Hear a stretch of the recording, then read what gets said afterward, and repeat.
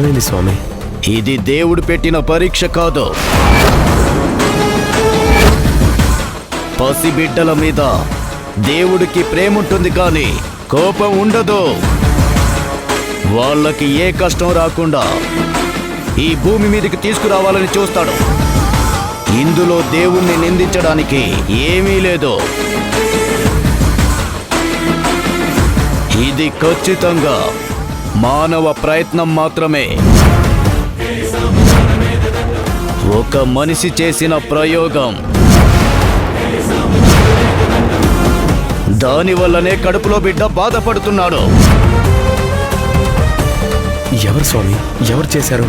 ఎవరన్నది మాత్రం నా దృష్టికి అందడం లేదు. కానీ ఎవరో ఈ అమ్మాయిని చంపడానికి ప్రయత్నించారు.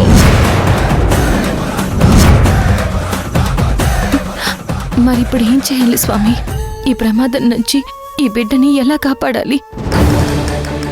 డాక్టర్ గారు చూస్తే అబార్షన్ చేయాలంటున్నారు. నాకది ఇష్టం లేదు. అబార్షన్ చేయని పక్షంలో నా ప్రాణం కూడా పోయే ప్రమాదం ఉందని అంటున్నారు. వైద్యాన్ని నమ్మితే వాళ్ళు చెప్పినట్టు చెయ్యండి. శాస్త్రాన్ని నమ్మితే ధైర్యంగా వెళ్ళండి. వాళ్ళు చెప్పినట్లు చేయాల్సిన అవసరం లేదు. త్వరగా మీరు అక్కడికి వెళ్ళి పరిహారం చేయించుకుని వస్తే ఫలితాలు మారతాయి, పరిస్థితులు మారతాయి.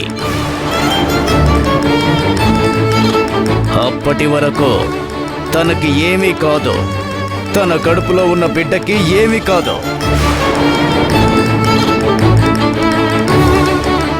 అంటే బిడ్డ పుడుతుందంటారా స్వామి? అవును, ఒక బిడ్డ మీ ఇంట్లో అడుగు పెట్టబోతోంది. దానిని ఎవరు ఆపలేరు. అంటే నా బిడ్డకి ఈ లోకం చూసే యోగం ఉందంటారా స్వామి? బిడ్డ వస్తుంది, మీ ఇంట అడుగు పెడుతుంది, మీ ఆనందాలకి కారణమవుతుంది. అంతవరకు మాత్రం నేను ఖచ్చితంగా చెప్పగలను. ధైర్యంగా వెళ్ళిరండి. సంతోషం స్వామి. సంతోషం స్వామి. శుభం భూయాత్.